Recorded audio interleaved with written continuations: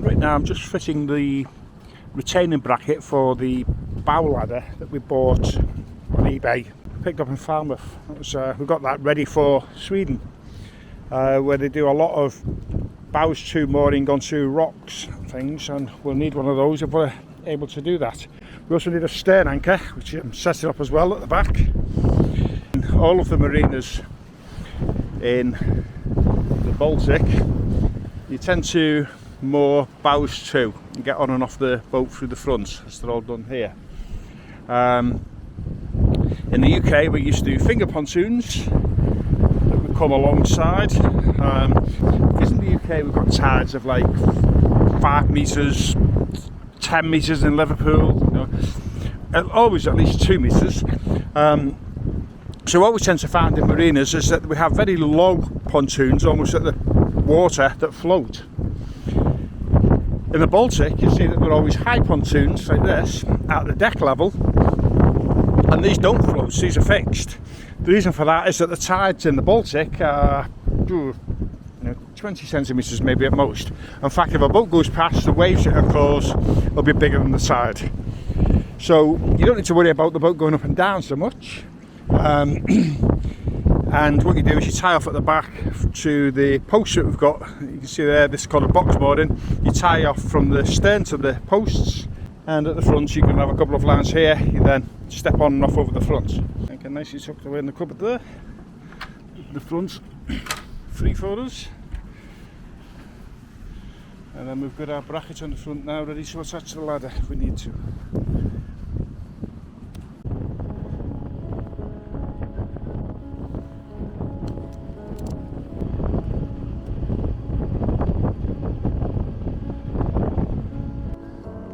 Well, there's definitely a co-op up there. Oh, I don't know. Actually, I'm not sure if that's like an Airbnb.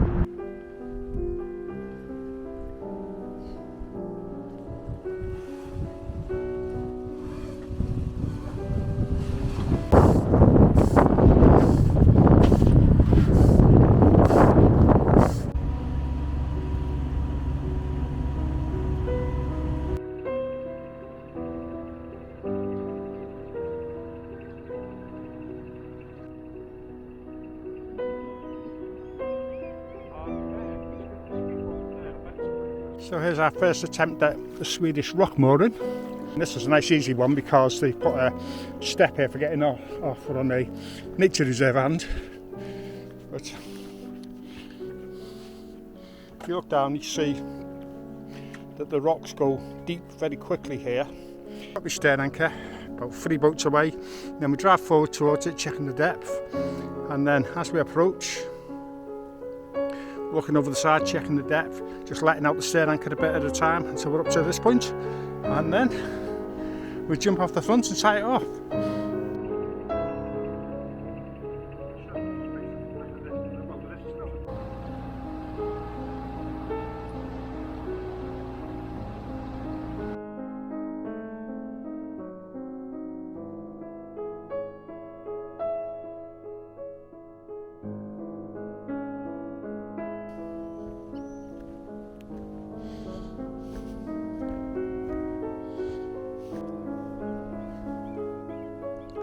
Basically in Swedish means guest harbour, and that means that all of the berths to that direction up to where you see another sign pointing the opposite way will be available to guests. So any of those that are empty, you can just come in and grab one. We'll get this ticket thing that we stick on, and we can get them. Just over there is the facilities, and there'll be a machine there that you put a card in that'll print your ticket for you. The one I got that I thought you might want to swap Yeah. is licorice. Licorice? You got me licorice. I got the licorice so you could taste it. Haha, super.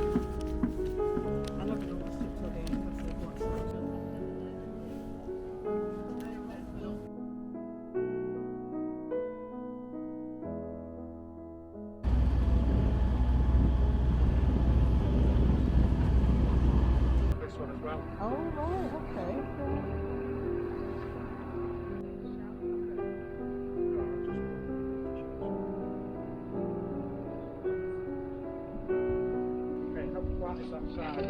Then it doesn't stick to our foot. I don't see anything sticking out, no. But I couldn't see it in the other place either, to be honest. Okay, the depth's going to come down. Stop it here.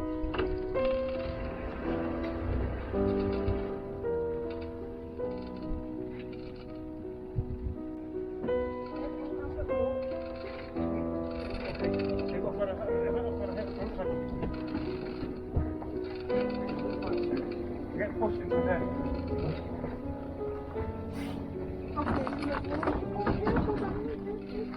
I've got to get the rope off. I've got to put the top on there.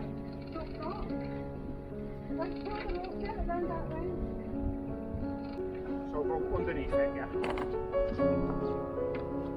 That's about right, isn't it?